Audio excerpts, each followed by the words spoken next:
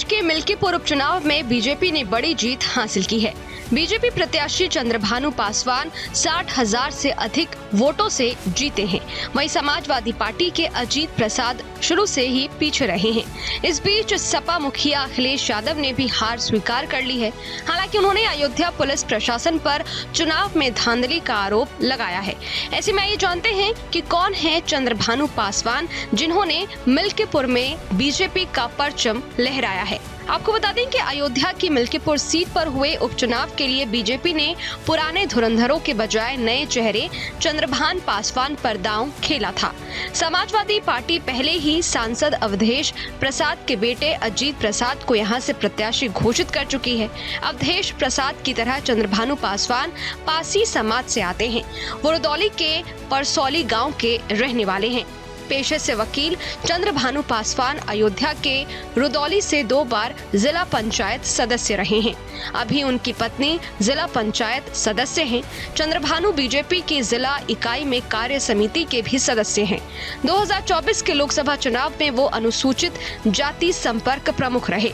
वहीं उनके पिता बाबा राम लखन दास ग्राम प्रधान हैं। 1986 में जन्मे चंद्रभानु पासवान का पूरा परिवार साड़ी के बिजनेस में सक्रिय है।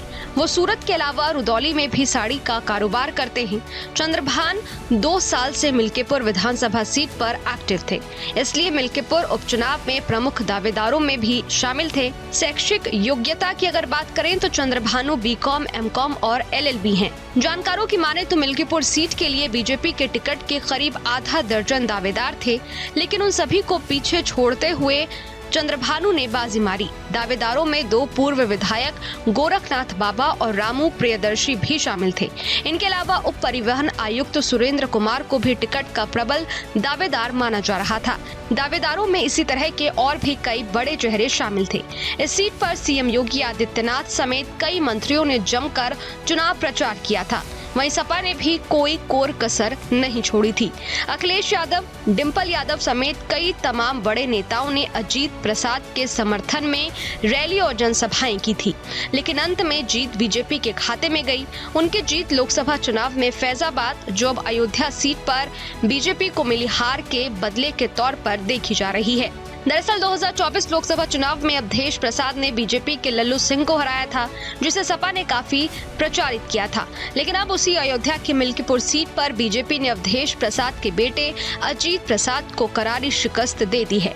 मालूम हो कि मिल्कीपुर में कुल मतदाताओं की संख्या 3,58,000 है। यहाँ सबसे अधिक अनुसूचित जाति और फिर पिछड़े वर्ग के वोटर हैं। मिल्कीपुर में अनुसूचित जाति वर्ग में पासी समाज और OBC वर्ग में यादव सबसे प्रभावी हैं। सपा के अवधेश प्रसाद 2022 के विधानसभा चुनाव में मिल्कीपुर में जीते थे। 2024 के लोकसभा चुनाव में अयोध्या सीट जीतकर सांसद बनने के बाद उन्हें विधायकी से इस्तीफा देना पड़ा था। इसी कारण यहाँ उपचुनाव की नौबत आई। इसी वजह से यहाँ उपचुनाव की नौबत आई। इस वीडियो में फिलहाल इतना ही। ये वीडियो आपको कैसा लगा कमेंट बॉक्स में जरूर बताइएगा। बाकी देश और दुनिया की तमाम खबरों के लिए देखते रहिए न्यूज नेशन। शुक्रिया। न्यूज नेशन अब व्हाट्सएप पर खबरों की ताजा अपडेट के लिए न्यूज नेशन के इस QR कोड को स्कैन करें।